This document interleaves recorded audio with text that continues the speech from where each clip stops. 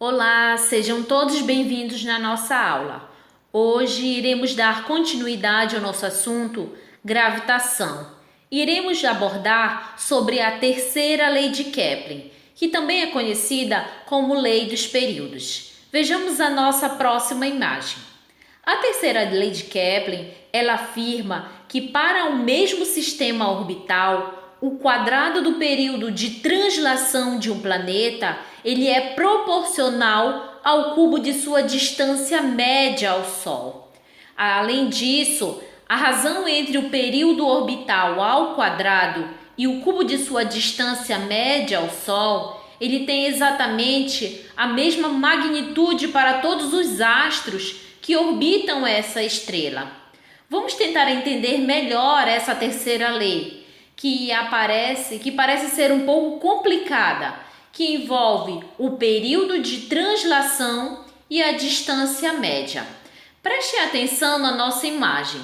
A expressão usada para o cálculo da terceira lei de Kepler, ela é mostrada abaixo, mas vamos focar toda a nossa atenção na imagem para compreender melhor sobre essa lei, ok? Então, nós temos aí na nossa imagem mostrando o período de translação de dois planetas que chamamos de planeta A e planeta B, onde cada um deles possui um período de translação diferente, assim como os demais outros planetas que fazem parte do nosso sistema solar.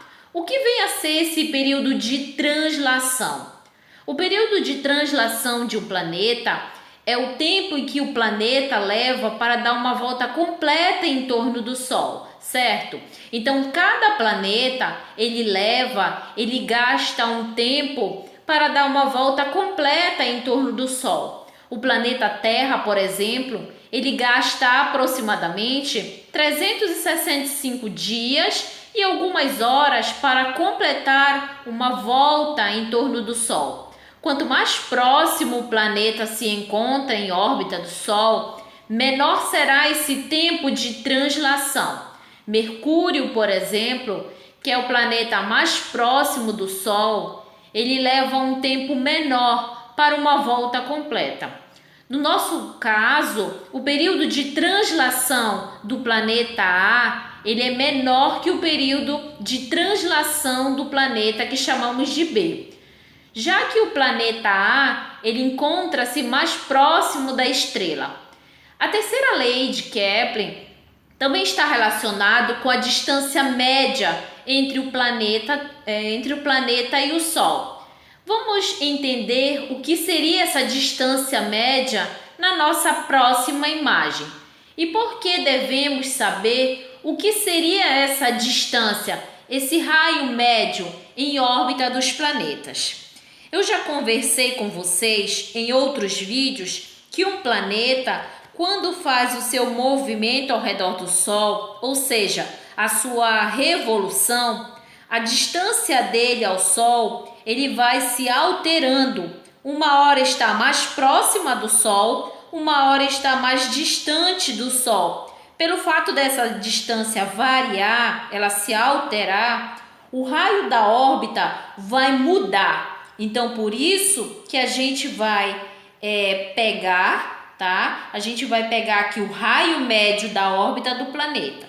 Kepler, ele relacionou essas duas grandezas físicas e disse o seguinte, como mostra a nossa fórmula que está de amarelo, que se a gente pega aqui o período de revolução de um planeta ao redor do Sol e elevar ao quadrado e dividir pelo raio médio ao cubo, a gente vai chegar a uma constante que chamamos de K. Ou seja, se fizermos a mesma continha para todos os planetas do sistema solar, vamos chegar ao mesmo valor. Isso é muito legal, né? Porque a partir desse valor, a gente tem condições, inclusive, de encontrar as distâncias em que os planetas estão em relação ao Sol, tá? Vamos observar na nossa imagem como é que a gente pode trabalhar com a terceira lei de Kepler. Imagina na figura ao lado, preste atenção na nossa figura ao lado. O planeta Terra, tá? Ele está girando em torno do Sol. Claro que se pode ser feito com qualquer outro planeta, tá? Nesse caso, o planeta Terra será a nossa referência. Lembre-se que o planeta mais perto que o planeta está do Sol, ao longo dessa trajetória, nós chamamos de periélio. E o ponto mais distante, mais afastado que esse planeta alcança, nós chamamos de afélio, como nós já estudamos nas outras leis de Kepler. Se pegarmos a distância da estrela até o periélio, teremos uma distância que vamos chamar de R minúsculo, tá? Se pegarmos a distância do Sol ao planeta, que se encontra no afélio, teremos uma outra distância, que nós chamamos de Rzão, R maiúsculo. Se a gente pegar e fazer a distância média aritmética entre essas duas distâncias, a gente vai encontrar o raio médio, ou seja, o raio médio da órbita do planeta, ele é igual a Rzinho mais Rzão, dividido por 2, que é a nossa fórmula que está escrito de vermelho. Vejamos agora a nossa próxima e última imagem.